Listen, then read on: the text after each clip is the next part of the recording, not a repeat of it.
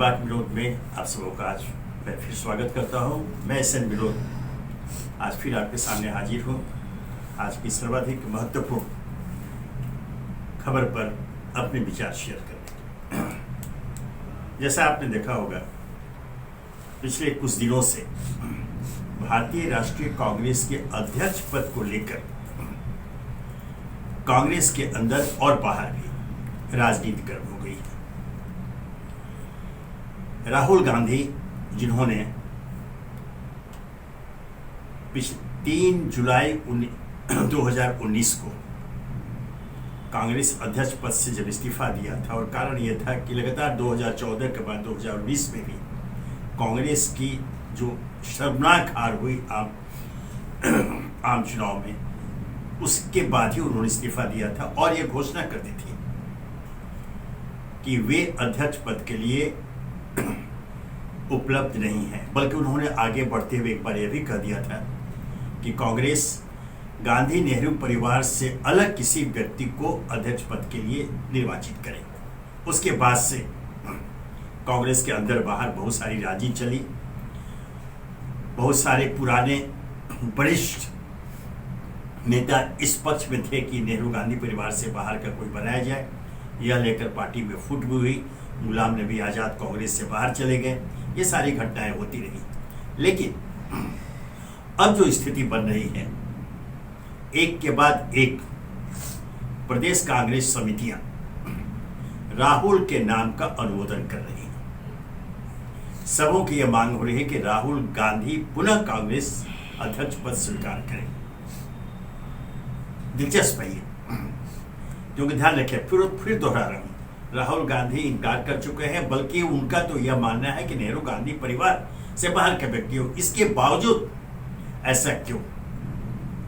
उत्तर बहुत सरल है।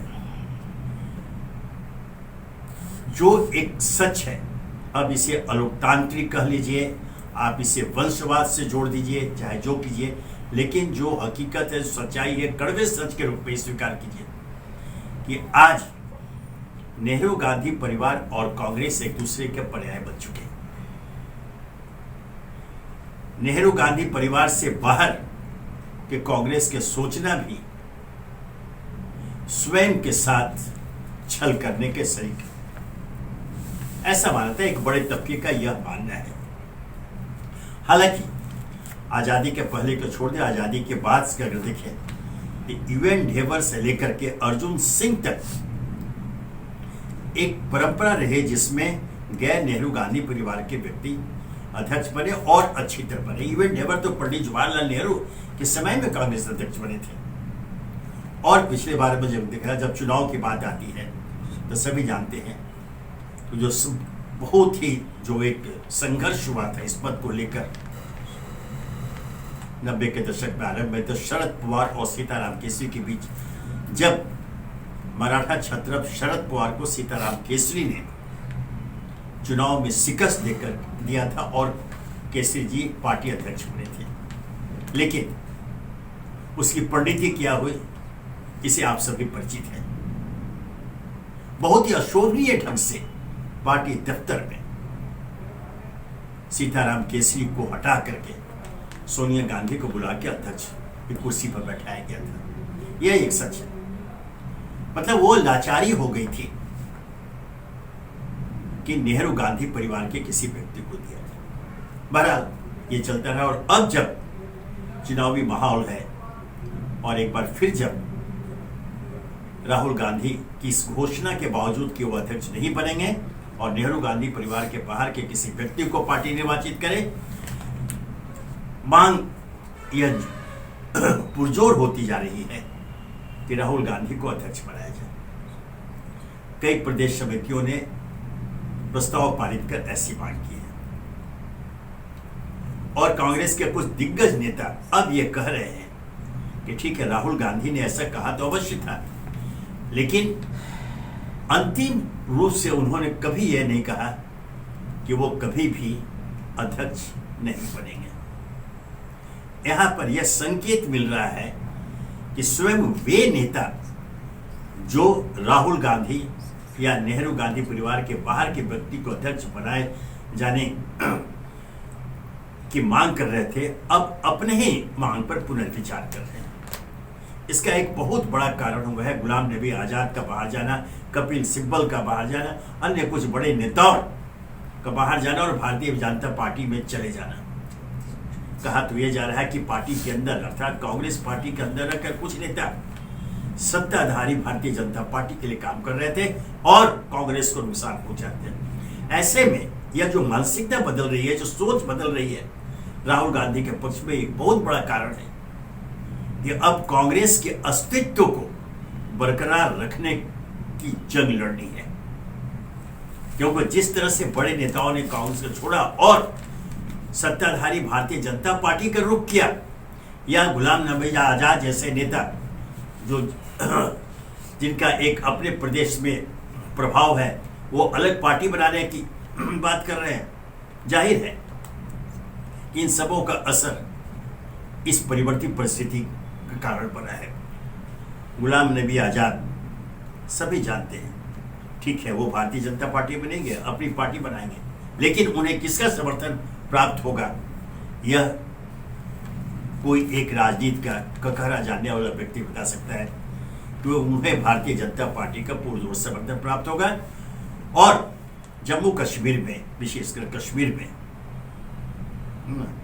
वो कांग्रेस के खिलाफ एक मजबूत मोर्चा, एक संगठन तैयार कर देंगे जो भारतीय जनता पार्टी चाहती है। भारतीय जनता पार्टी जम्मू कश्मीर से कांग्रेस का सफाया चाहती है और वैसे तो उनकी घोषणा है, कांग्रेस मुक्त भारत की स्वयं प्रधानमंत्री मोदी घोषणा कर चुके हैं।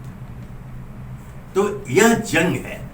ऐसे में अगर कांग्रेस का एक बड़ा तबका अब यह चाहता है कि राहुल गांधी अध्यक्ष बने, तो सिर्फ इसलिए कि कांग्रेस का अस्तित्व कायम रहे, क्योंकि यह, जैसे मैंने कहा कि नेहरू गांधी परिवार और कांग्रेस एक दूसरे के पर्याय बन चुके हैं। फिलहाल यह उनकी मजबूरी है।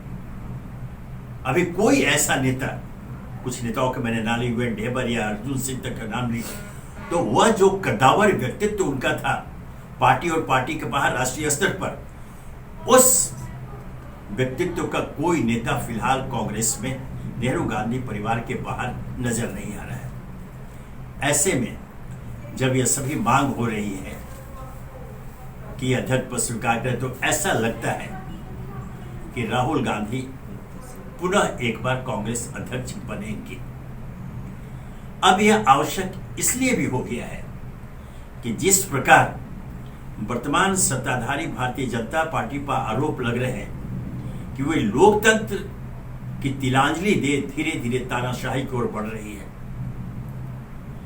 इस प्रवृत्ति पर अंकुश लगाने के लिए भी जरूरी है कि कांग्रेस एक मजबूत विपक्ष के रूप में स्वयं को स्थापित करे और लोकतंत्र और देश हित में कदम ताल करते हुए आगे बढ़े, ताकि जो हमारा गौरवशाली जो लोकतांत्रिक भारत है, हमने जिस संसदीय लोकतांत्रिक प्रणाली को अपनाया है, वह सुरक्षित रह सके। ध्यान रहे, सब कुछ राजनीति होती है, दूसरे पर आरोप प्रत्यारोप होते रहते हैं, सत्ता बदलती है, उनकी सरकार आती है, दूसरी सरकार जाती है, सब अपनी जगह है, लेकिन जहां बात भारतीय लोकतंत्र का अस्तित्व की होगी, वहां कोई समझौता नहीं।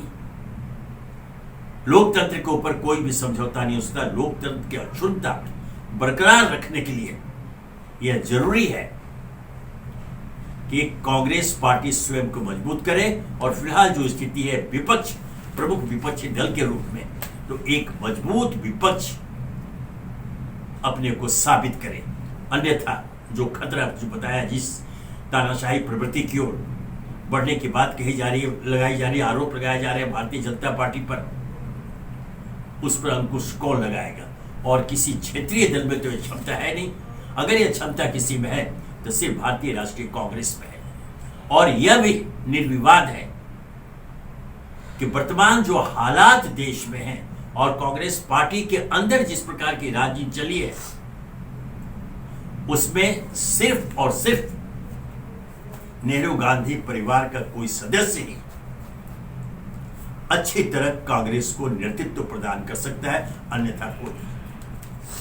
ऐसी हालत में जैसे ये दोहराना ही हो जाएगा कि लोकतंत्र के हित में और देश के हित में और कांग्रेस संगठन के हित में तो होगा ही, राहुल गांधी अपने निर्णय पर पुनर्विचार करें और पार्टी की मांग का सम्मान करते हुए अपनी जिद को छोड़ें और कांग्रेस का नेतृत्व संभालें। जो संकेत मिल रहे हैं उससे ऐसा लगता है कि राहुल गांधी संभवतः अब इसके लिए तैयार हो जाएंगे। ये बताइए, किसी पार्टी और किसी व्यक्ति, किसी परिवार के हित की बात मैं नहीं कर रहा, यह मैं लोकतंत्र की बात कर रहा हूं। देखा होगा पिछले दिनों स्वयं प्रधानमंत्री नरेंद्र मोदी ने एक मजबूत विपक्ष की मौजूदगी को चिन्हित किया था।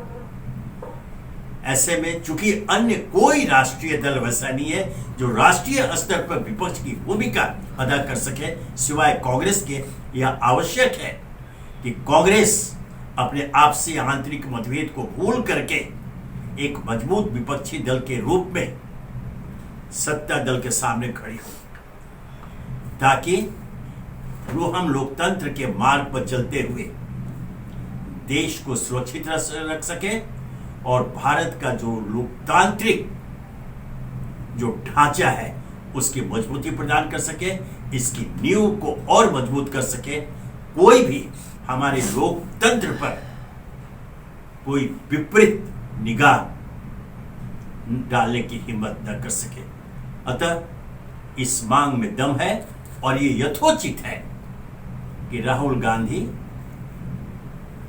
अपने संगठन की मांग को स्वीकार करते हुए भारतीय राष्ट्रीय कांग्रेस का अध्यक्ष के रूप में नेतृत्व स्वीकार कर ले।